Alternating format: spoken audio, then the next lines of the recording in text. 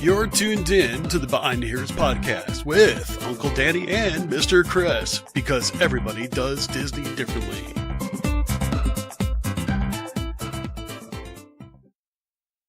The Behind the Ears podcast crew would like to thank the following sponsors for their generous support. Expedition Roasters is the artisanal roaster of specialty Disney-inspired coffees. Why not brew some of the magic at your home? Some of our coffees include Skipper's Brew, Ghoulish Delight, Enchanted Tiki Coconut, Redhead Rum, and many other unique roasts. Our coffees are certified gluten and allergen-free and feature unique custom artwork by guest artists. Expedition Roasters offers an adventure in every bag. So start your adventure today by visiting us online at expeditionroasters.com. That's expeditionroasters.com. And Behind Ears listeners, be sure to take advantage of this exclusive offer and save 20% on your first purchase with code EARS20. That's EARS20 at expeditionroasters.com. Brew your happy place. Do you have a little one and don't want to bring your stroller from home? Have you destroyed a stroller in the past from all the wear and tear from a Disney vacation? Well, Kingdom Strollers is a great place to rent a great quality stroller at a reasonable price. Kingdom Strollers is a Disney-featured stroller provider, which means they will deliver it right to your resort, even if you're not there. Same thing for picking it up at the end of your trip. So if you're in need of an affordable stroller rental during your next Orlando trip, consider renting from a Disney-trusted stroller company. Visit kingdomstrollers.com for more information. What's up, everybody? It's Mr. Chris with Behind the Ears podcast tonight, coming to you live, and I really appreciate every one of you joining us tonight. Thank you so much for being here. We've got a really fun show in store for everybody tonight. I'll tell you right now, Uncle Danny, he's having some technical difficulties beyond our control. Sounds like Stitch has kind of gotten into his modem and kind of really caused things to get all messed up. So he's not able to join us. He may join us by phone a little bit later if things get all worked out. Just not sure if he's going to be able to join us, which is kind of a bummer because we really wanted to talk about his trip to Disney. And we had a failed attempt at this during our last show. Fortunately, those listening to the audio-only podcast, you'll be spared the atrocity that was that particular show. It was kind of a mess. Let's just face it. Danny kept on dropping off and stuff like that. You know, it's one of those things that there are many podcasts out there that, you know, do remote hosting like what we do. And even among Disney podcasters, it happens a lot. Every once in a while, we have to deal with technology glitches, and this is definitely one of them. But you know what? We just kind of have to deal with it. It is just one of those things. So let's take a look at some of the comments that we've already got. Just want to say hi to everybody. Amanda and Mallory and Mary. Yeah, it's like, I don't know if you got Danny at all last time. Amanda is actually, she's on her spring break. Thanks for joining us. And if you're new to the show, thanks for joining us. We do come here live every Tuesday and Thursday night, 9:45 p.m. And you know what? Danny's here and it's usually a lot better of a conversation. But when you get me, you never know what you're going to get. It's actually really cool that way. So Bailey's actually going to be starting her spring break here a little bit. Amanda leaves for Tuesday. Yeah, Amanda leaves for Tuesday on Disney. See how I did that? All right. We are a live show. We're unscripted, unedited. So it doesn't matter if I screw up. It's going to be on the show. So it's just one of those cases. So I'm really glad to have you here, Amanda. I really I would love to hear more about your trip. I think it's going to be great. I'm assuming it's a spring break trip. And by all means, drop us a line, and anybody drop us a line over at behindtheearspodcast@gmail.com with any questions, comments, or even trip reports. Love to hear more about them. So I just want to do a few other little shout outs to people. Hello, Lori. Hey, Teresa, how you doing? Brian, what's going on, my friend? Hey, Mariah, or is it Mara? I do apologize if I messed that up, but it's your birthday. Well, happy birthday! That is so awesome. Thanks for joining us on your birthday. I hope that you have had an awesome day. You know what? I'll tell you what. You have an awesome birthday weekend. Simple as that. It's close enough to Friday. You can go ahead and call it a birthday weekend. So I do apologize for mispronouncing your name there, but that's how I read things so quickly. But yeah, you have a great birthday. And Jessica's coming to us live from Subway. Eat fresh. And so that's really cool. You're concerned, Megan, that I am not wearing Mickey ears. I don't necessarily wear Mickey ears. I have Mickey ears, but 9 times out of 10, you'll always see me wearing a hat. It's as simple as that. Hey, that rhymes. I was a poet. I didn't even know it. Yeah, I think I agree with Mary. Danny needs to order a new modem from Amazon ASAP. So it's one of those things. Yeah, Jessica's closing tonight over at her local Subway. So we're just glad that she's taking a break here just to say hi. So let's see. We just got a whole bunch of people. Got to give a shout out to Mia. What's up, my friend? It's so good to see you. You and I, one of these days, are going to have to get some coffee. It's as simple as that. Mike, good to see you as well. You know what? I've said a lot to a lot of different things, or a lot of different people. So I'll tell you what. Here we go. Topic of the night. So here's the deal. I know this kind of caused some speculation, but everybody was talking about how, they're doing some studies over by where River Country was. And if you're not familiar with River Country was a water park that was over by Fort Wilderness, and it had its own admission. This is actually there before the days of Blizzard Beach and Typhoon Lagoon. So many, many moons ago. In fact, I've never been able to experience River Country in its heyday, although I have seen it basically, in its state of disrepair. And it wasn't until like last year that, what Disney did is they had to fill in River Country because it was a lot of standing water. What was going on last year regarding standing water and stuff like that? Mosquitoes and Zika, and it became a public hazard, as we all know. So basically, if you actually go look at Bright Sun Films over on YouTube, our friend Jake from over at Bright Sun Films, he's done a couple videos about River Country, if you want some more background on it. And he's actually done one kind of before they filled it in, and then actually he went back and did a video when he after it was filled in. Jake is a good friend of ours of the show. Go check out his YouTube channel. As I said, it's Bright Sun Films. And he does a lot of good stuff, a lot of good Disney stuff too, as well as other places as well. Jake, hope you're doing well, my friend. So, but basically, Disney is going to start doing some geographical studies, geology type studies, okay? So what this basically means is that they're trying to figure out how good the land is. Can they build on it? If they can build on it, what can they build on it? That sort of thing.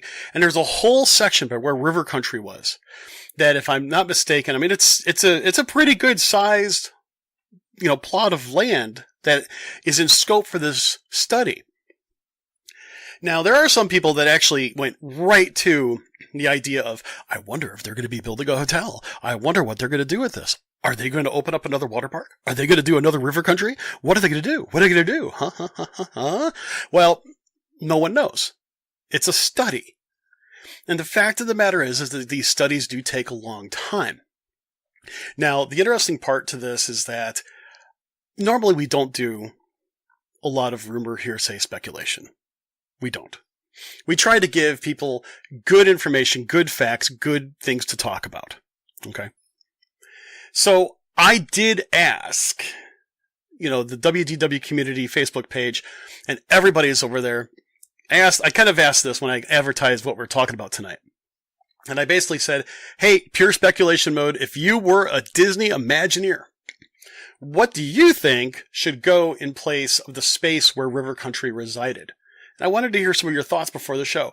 And I'm going to go through some of these because I actually liked some of these ideas. Some of these ideas really made sense.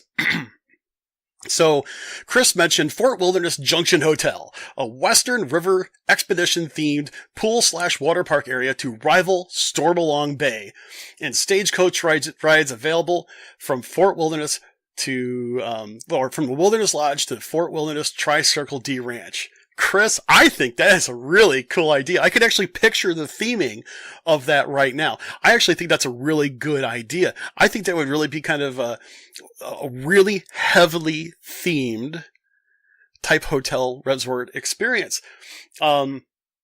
He also put in here, he goes, I think it would also be nice to incorporate theming of some of the Land of Legends and Discovery Bay concepts that were never realized from the old Disneyland days. I found that to be very interesting. Unfortunately, I didn't get a chance to actually dig into that idea a little bit more. But the thing is that, there's a lot of really good ideas that Disney puts out that they never ever use. And they never really get rid of them. They just hold on to them for later. And, it's going to be kind of interesting to see what happens. Christine actually mentioned, hey, how about something Hawaiian? Pig roast, hula. But she's also saying, but I suppose it's also kind of close to the Polynesian. Yeah, it's probably a little close to the Polynesian. Although the interesting part is that I was a guest host, or I should say a guest. I wasn't hosting, over at the Diz Dads podcast the other night. And we were talking about the different dinner shows that were, at Walt Disney World, which was like the Mickey's Backyard Barbecue, Hoop-Dee-Doo Review, and the Polynesian Luau. And I was kind of thinking about the luau. I'm like, oh, wouldn't it be cool if they had a pig roast at the luau? And like all day long, all you do is smell, roasted pork all day long in that whole area. Oh my gosh, that would have been so cool. I think that would definitely be a place for that Hawaiian idea. Let's see. Brian actually mentioned, hey, whatever it is, including some of the things that would make me want to head back to that area would be nice. It's a little bit of a pain and inconvenience to get to there now. Especially that section of Fort Wilderness right next to it. He's like, I'm not sure another place to eat would do it unless there was something amazing, something worth the walk from Wilderness Lodge as well. Put up tons of Christmas lights in the holidays. That's kind of a fun thing. And for, there is a walking path between Fort Wilderness and Wilderness Lodge. It's about a mile, and it's a nice wide walking path. In fact, it's so wide that you can actually take like a golf cart through that particular area. So it's a pretty solid path. And John actually also mentioned perhaps somewhat a throwback to Discovery Island. The area would be a nature preserve with animals, trails similar to trails in Animal Kingdom, and hopefully free of charge. I like that idea too, especially since there is an opportunity to bring back a little bit of nature into that particular area, because River Country in itself didn't cover that entire area that's under study right now. In fact, I took a few minutes and I saw the scale map, and I looked at the scale in the corner. And I thought that it was actually larger than I thought. Because originally I thought to myself, wait a second, there's no way that they would be able to put a resort in a space that size. I just thought it would be cramped or small. But then I thought about it. And I said to myself, Chris, it can happen. Because if you take a look at other resorts, and I'm bringing up the villas at the Grand Floridian, not because of a DVC resort possibility, although I'll get to that in a minute, but also the idea that it's a gorgeous resort. It's a single standalone building, and it's tall. It has a good amount of rooms in it and has been very much high in demand. So, technically, even though it's not the biggest space, and it's not the smallest space, it's a good space that if you were to build a resort, you can actually put a relatively small single building resort complete with, pool, amenities, the whole shot. I think it would actually work. So who knows? Now, you think about some of the other ideas. Bring back some of the other cool ideas that we've seen. And going back, Mary just mentioned, like, the beach club villas are smashed into their location, which is only 6 acres. And the funny part is that I can relate to 6 acres. As a kid, I used to cut my neighbor's lawn. You know how big my neighbor's lawn was? 6 acres. Yuck. So, and she's right. It's a relatively small area, and this area actually is bigger than 6 acres. Excuse me. So, but if you bring back a resort, I think you would still have to keep it wilderness theme, country theme, if you will. I think if you did that, you're going to have to, consider what you can put there. You're kind of in the woods, kind of in a woody area, so you're still going to have to deal with,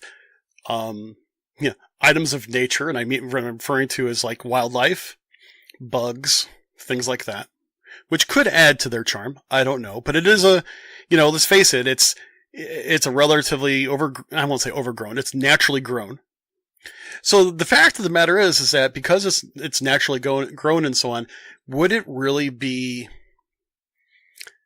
feasible to clear that area in order to really make it good enough for a resort? And would they be allowed to do that sort of thing? Will this this geo study of sorts would it help answer some of those questions about what are they going to be able to do with it?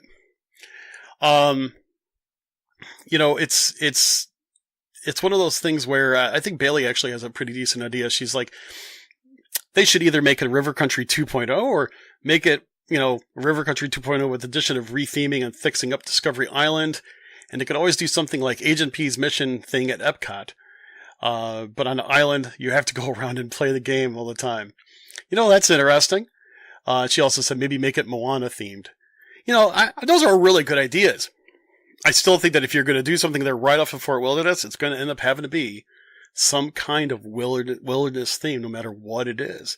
You don't want, well, this is my opinion now, you wouldn't want to have clashing of, activities, resorts, theming, because if nothing else, you're going to have it flow. It's just one of those things. You're just going to have it flow. That's my 2 cents. Although I like those ideas. I kind of thought about Discovery Island the other day. And, I think it would actually be kind of neat if they redid it for something like that, for some kind of an attraction. But then again, you kind of have to be careful a little bit because you don't want to overwhelm the ecology. You don't want to overwhelm an island, the wildlife that's there. And I think that's something to take into consideration too. I'd love to see it open again. I've never seen it. I've seen some YouTube videos of when it was open. But overall, you gotta, I still have to say to myself, you kind of have to keep things in mind, when it comes to that sort of, those sorts of details. So let's see. I'm going to read off a few of the comments because I want to hear if other people have good ideas. Let's see here.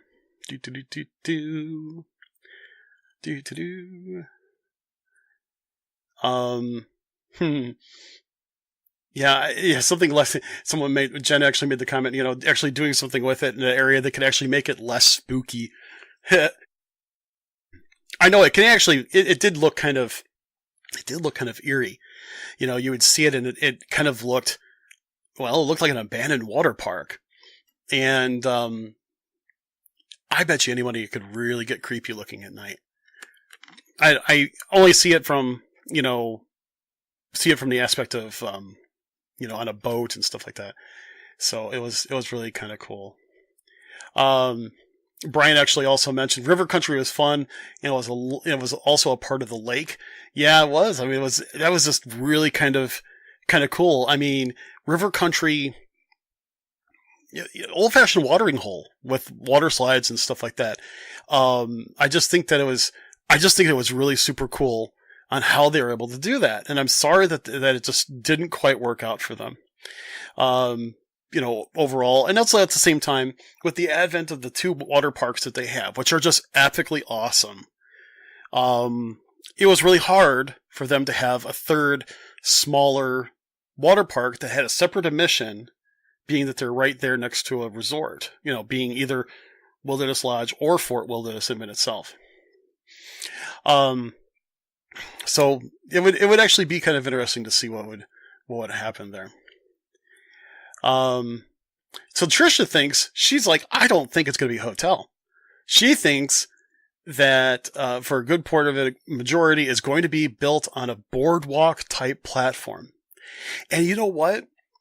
That would make sense, Trish, because, I was told, now I don't have any documentation showing this. Okay.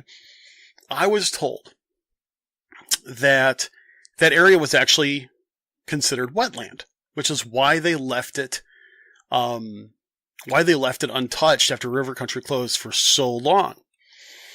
And, after they filled it in because of Zika, I'm speculating that something happened along the lines of the classification of that land, which makes sense considering they couldn't do anything with it before. But why are they looking at it now? The biggest difference is it's filled in. Now, it's filled in with sand, or at least it looked like kind of a sandy composite type of mix, at least according to the video from Bright Sun Films. Doesn't necessarily mean it is sand. I'm just saying it looks like sand, observationally speaking. So, that you can't really build anything on sand.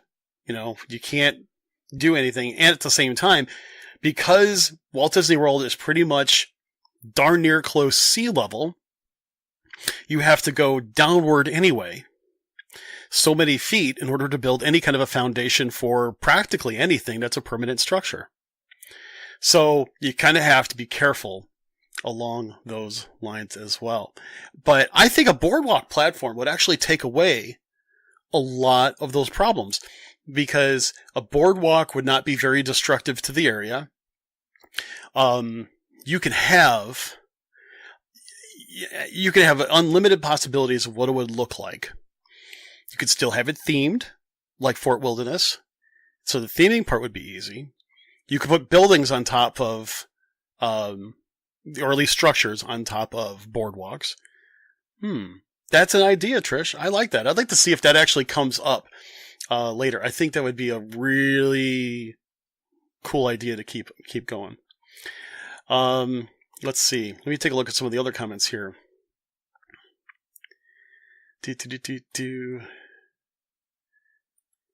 Let's see.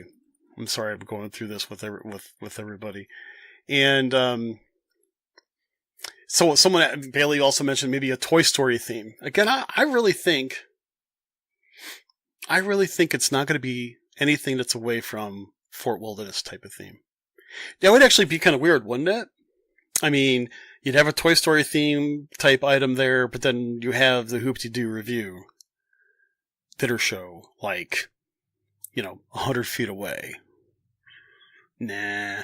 Because if you think about it, Walt Disney at one time, when he was walking through Disneyland itself, and he noticed that, he was in a particular land. I think it was in Tomorrowland.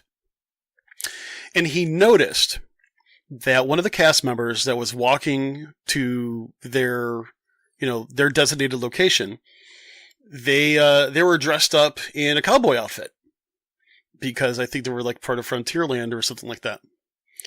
And he realized that just by having, a simple person, cast member, walking through one land into another, he thought it was a distraction to the immersiveness of where you were at the park. Taking that into consideration, and the idea that Walt said that he wouldn't make that same mistake at Walt Disney World, which we know that was solved through the use of utilidors. I'm pretty sure that theming is going to have to be very close to what Fort Wilderness is. And Brian, I agree with you. I also think that Discovery Island is protected. It's also why people haven't touched anything there. So, and also with the idea that, the animals are there and so on and so forth. But, yeah, it's just really kind of, it's kind of interesting to see how that goes. So, John, do I think they're going to fill in the Big Pond area? I think they did fill in the Big Pond area. Maybe I'm wrong on that. I'll have to go back and look at the video. I thought they actually went as far as they could within the structure of the water park itself. Now, if there's like an open pond area that doesn't have any sort of retention wall to it, before it actually goes into the lake, then they probably didn't do anything with that. But we'll have to see on, we'll have to see how that particular item goes. So, Becky, you're asking, why did it close? Now, there's a couple different reasons why it closed. One was because of, obviously, the water parks that were actually being produced. And two, there was also, I guess, a concern about the water that was being used because it was actually using the water from the lake as its water source. And over time, the water was, it just wasn't really all that great for swimming. So they decided, to basically take that out. So we'll have to see how that goes. But yeah, the water was the reason why, at least as I know. But it is kind of interesting to hear that sort of thing. I'm just going to go through a few more of these comments. The boardwalk in Jersey may be built on sand, but the thing is you still have to go downward in order to get it a certain foundation. Otherwise, it would just get destroyed. And I'm pretty sure almost any boardwalk would go down a certain distance underground, so it's nice and firm. Let's see. Yeah, and I kind of mentioned this as well, with the idea of filling it in for Zika, they changed the species and ecostructure, so that's not standing in their way any longer. I'm pretty sure that that's partially the case. And they probably thought, okay, guest protection from Zika is probably much more, Health and Human Services are probably, is much more important than the wetland that they were trying to protect. So we'll have to see how that, goes. So, yeah, but they're not going to be opening up river country again. I don't think that they're going to put in another pool area there. That's just my 2 cents. I don't think they're going to. Because if you think about it, the location doesn't really work well for most guests at Fort Wilderness. You're near Pioneer Hall and you're near Trails End and things like that, but you're really nowhere near the cabins. You're nowhere near campsites. You're nowhere near where RVs are parked. And you got to take a bus just to get to those particular areas to begin with. It would be very difficult to get there. Kind of like what Brian said earlier. It would actually be very difficult to get there just to get there. So, got some logistics, which also makes you think, are any of these ideas even possible? Would guests even want to go through that hassle because it is secluded? But wait, seclusion, that could really actually play a role. But again, do they put more campsites? Do they put some lakeside cabins? That's part of what someone mentioned in another group. Someone mentioned, hey, what if they put more cabins there by the lakeside? Now, someone also mentioned that they think that it's going to be a DVC type of resort. Well, I think people would be excited about a DVC resort going there. Wouldn't you if you were a DVC member? I'm a DVC member. I think that would be great. However, I've learned my lesson on something. when they were putting up the bungalows at the Polynesian, I think almost every DVC member was like, "Oh my goodness, that is going to be so cool. I would love to stay there." And they are absolutely stunning. To be able to stay there right on the lake, your own little private, pool, you have a beautiful, beautiful bungalow. You look out the back and you see the Magic Kingdom, watch the fireworks while you're sitting in your own pool. That would be awesome, right? You could possibly see doing something like that as a, doing that over by where River Country was. I mean, if you think about it, look at the cabins over by Copper Creek. They're stunning. And they're, they have like a screened in porch and everything else like that. All, total glamping. Let's put it that way. Total glamping. That may be the theme of that sort of thing, because you could still do a wilderness theme, but you could do glamping on that at the same time. So that kind of makes me wonder. Now, back to the whole DVC thing. Do I think it's going to be a DVC resort? I don't know. I really don't. But I'll tell you this.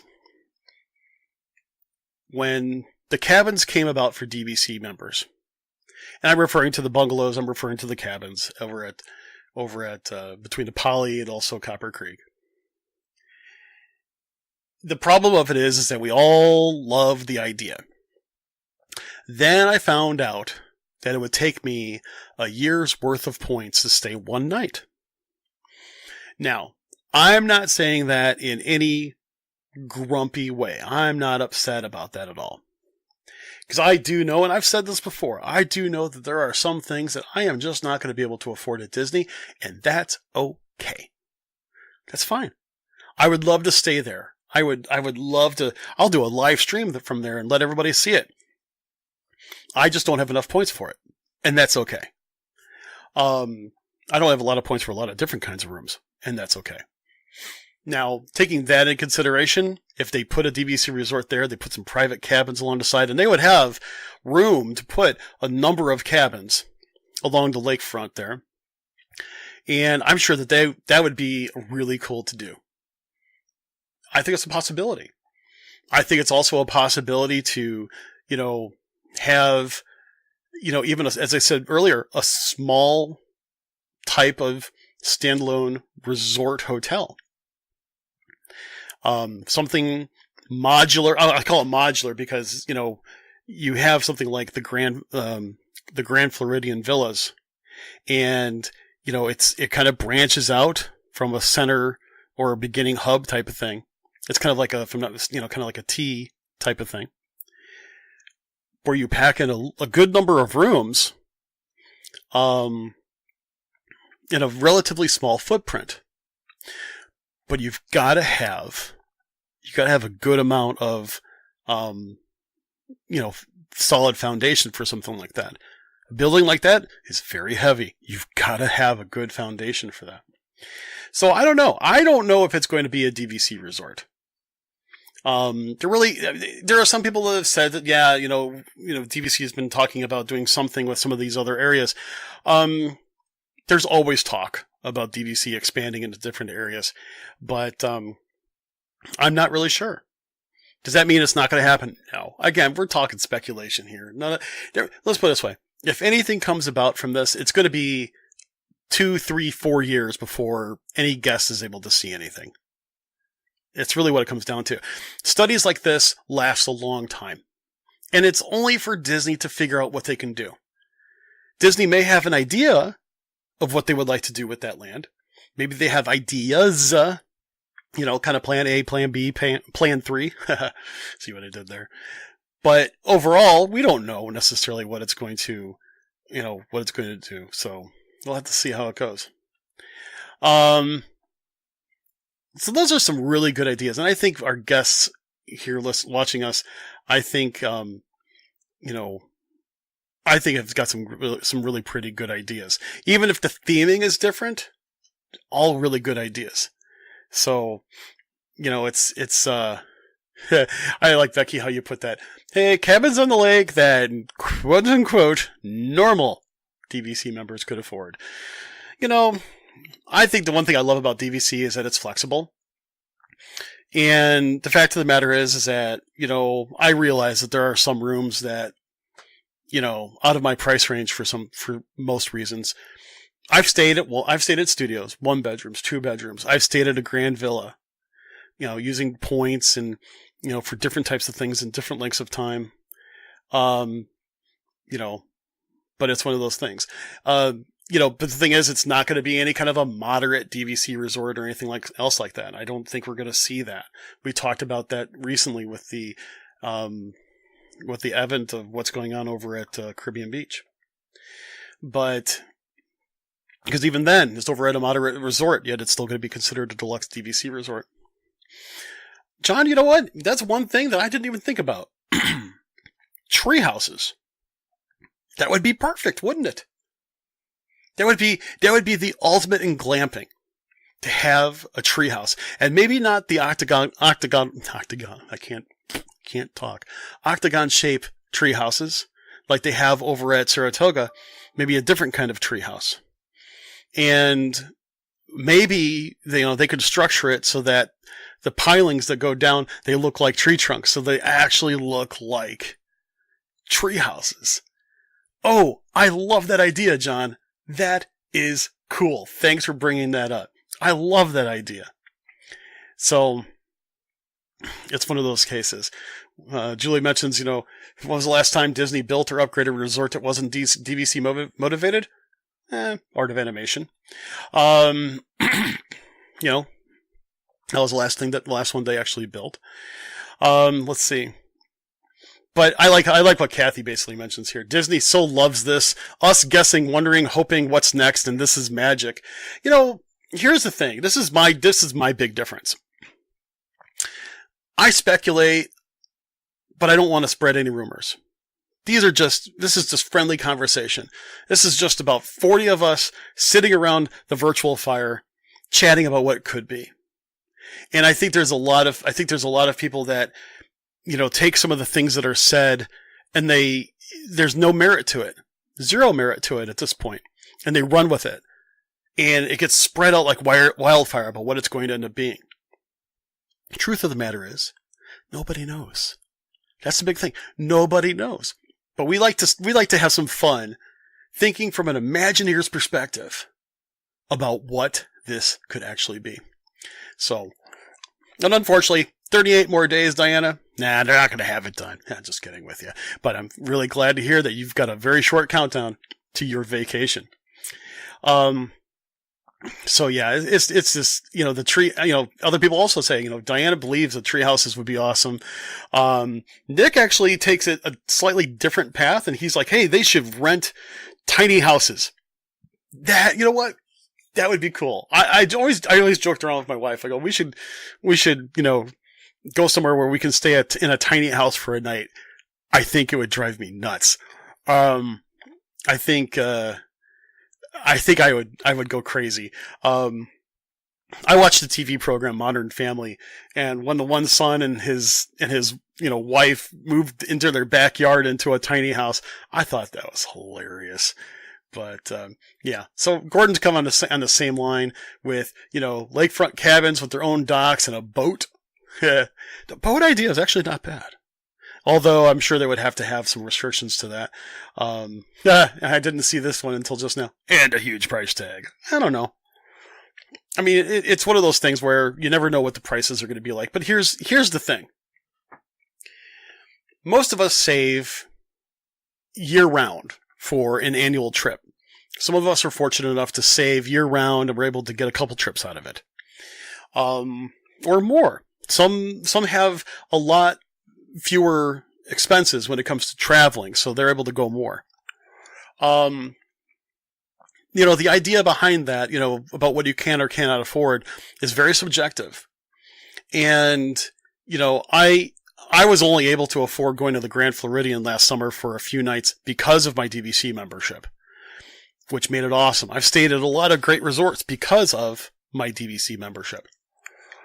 But, I say that I've learned to never say never.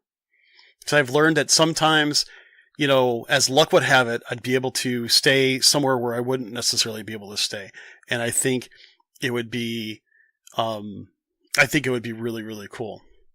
So, but I also want to give out a shout to Becky. 8 days till you're on the Dream for the first time. Oh, Becky, that is just going to be so cool. I love the Dream. I've been on the Dream twice and absolutely love that ship. That is actually really cool. Carol makes mention the cabins at Fort Wilderness are like a tiny house. Small house, not tiny, but by definition. But, I've always wanted to stay there. But there's actually some people that have stayed there and they absolutely love it just because of how they're set up. It's like, it's like a nice 2-bedroom type of resort with a kitchen and everything else like that. So I think that would be kind of cool. Diane also mentions we're actually going to build a tiny house, and that would be so cute to have him at Disney. That would actually really be, really cool. So Mallory actually mentions a question about her job. How much a week or every other week should you put back to start saving for Disney? Mallory, that's a great question. I think right now, and I say this to everybody, figure out your whole budget for your household, get those bills paid, put your savings aside. You take care of all the things that you need to take care of for you first. Because if you end up having to, go into debt or anything for a Disney vacation, it will drive you nuts. Because you don't want to necessarily, go into debt for a Disney vacation and be still paying it off the next time you want to go. Do your budget your whole household plus savings for yourself, and then whatever's left, stash some aside for your next Disney vacation. I totally think that's the best way to take a look at it. But you got to take care of yourself first. So, it's interesting. Nick basically says, save whatever you can and when you can. I agree. That was the thing about DVC though, is that I actually figured out how much it was costing me in rooms. And then I figured out how much it was going to cost me to take a mortgage out for DVC. They practically were equal. And so that made DVC a lot easier for me to buy. So, let's see. Well, I'll tell you what.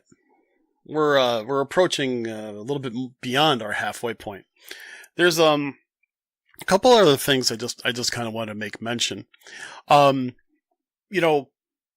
Toy Story Land opening at the end of June, you know it's going to be absolutely crazy.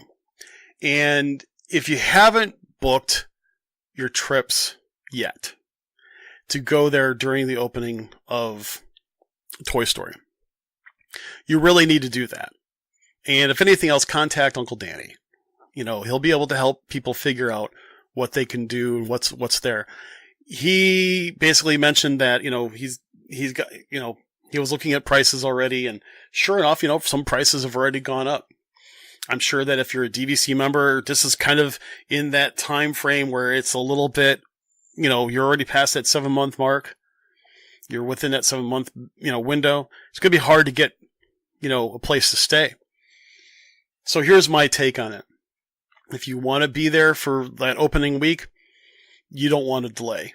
You don't want to delay getting flights. You don't want to delay getting rooms. You don't want to delay for ADRs. You want to be able to try to do it. But I'm also going to tell you this right now. You're going to have to realize that you're going to have to spend a full day at Hollywood Studios, and you're going to probably experience extreme crowds. Which means if you want to see what Toy Story Land has to offer, you're going to basically only get to see what Toy Story Land has to offer for that whole day. Maybe not necessarily all day, all night, but a good chunk of time. So I know some people have asked me about it, like whether or not I'm going to be there for the opening of Toy Story. I don't know yet. Do I have a room reserved? Not yet. But that's kind of why I'm kind of bringing this up to everybody. If I go, it's going to be a solo trip. I'll be by myself. And, Danny may be there. I'm just saying, it's like solo compared to my family. And I will probably, I'm going to see if I can be there. I would really love to be there for that opening. So we'll have to see. So we'll have to see how it goes with my timing, because I do have 2 trips planned this year, and I'll be going to Disney sometime between tomorrow and Christmas. That is the plan. You know darn good and well, as long as you see me, you're always welcome to come up and say hey. I'm usually wearing some sort of behind the ears swag, and I would love to have any of you just tap me on the shoulder and say, hey, aren't you Mr. Chris? And the first thing I'm going to say is, maybe. But that would actually be really super cool. So I'll tell you what, it's one of those things where I'm really looking forward to what Toy Story has to offer. I think that's really cool. Robbie actually makes mention here. He's Robbie's actually mentioning, I'm headed to Avatar Land. Yeah, going over to Pandora is actually I was talking about this with my wife, because when next time we go, Toy Story Land will be open, and we were kind of wondering if Pandora was going to be just as packed. And I said to myself, yeah, it probably will be packed, but the thing is that it's probably going to be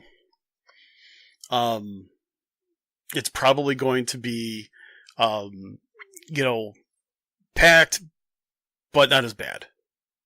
I think everybody's going to go over to Toy Story Land.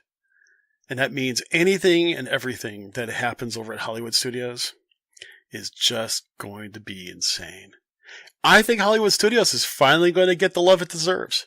I think Hollywood Studios deserves this kind of thing. It's been treated so horribly in a sense of its reputation of a half-day park. And,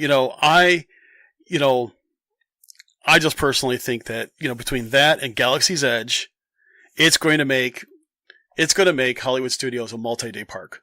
Very much like how Pandora, in my opinion, has turned Animal Kingdom, in my opinion, again, more than one-day park. My family loves Animal Kingdom. I love Animal Kingdom, and I would be more than willing to, say that it's, worth more than one day to be there. But I'm not a big, huge, you know what? Bailey is really, she caught me here. So here, she basically says, oh, so Toy Story Land will be open when you go. But Bailey, I said I had 2 trips planned sometime between tomorrow and Christmas. One, I can tell you, is with my family. The other is just an adult trip with my wife. So when will that be? You don't know. It'll be cool. Yeah, so June 30th to December 25th. Well, I don't know. One of the trips. We'll have to see. That's what Nick mentioned. I better be careful, because you guys are so good. You guys are picking up on my little... You guys are picking up on my little nuances here. One trip will be after it is open. So the other one might or might not be. I don't know. It's as simple as that. But it'll be sometime between now and Christmas. So and Brian, I know you can guess and you think you can nail it. I'm not going to tell you. But you know that if you ever see me in the parks, I'd love to take selfies. I am the inventor of the selfie. I just want everybody to know. Back in the 80s, I invented the selfie. You didn't know that, but now you do. All right, I'll tell you what. I'm going to go ahead, wrap up shop. But before I do me a favor. Go like us over at iTunes, Apple Podcasts, wherever you get your podcast. Please, please, please go out there, like us, rate us, review us, subscribe to us. Believe it or not, that really helps the show. That helps a lot of people find the show that much easier. I know that you guys all find the show here live when we do our recordings, but there's a lot of people that don't watch the recordings. They actually go to the podcast. And if you guys can help, all of you, whether or not you're watching live or whether or not you're listening via podcast, like, review, subscribe, wherever you listen. And I'll tell you what. Don't forget to join us over the WDW Community Facebook page. Don't forget to like us over at the Behind Ears Podcast page over on Facebook. Email us at behindearspodcast@gmail.com. You got a voicemail? You want to leave us a message and have it played on the show? You got it. 321-430-2283 is our number that you can leave us a message at. 321-430-2283 is that number. I'll tell you what. Until we meet again, I hope everybody has a wonderful and magical day, and we'll see you next week. Take care.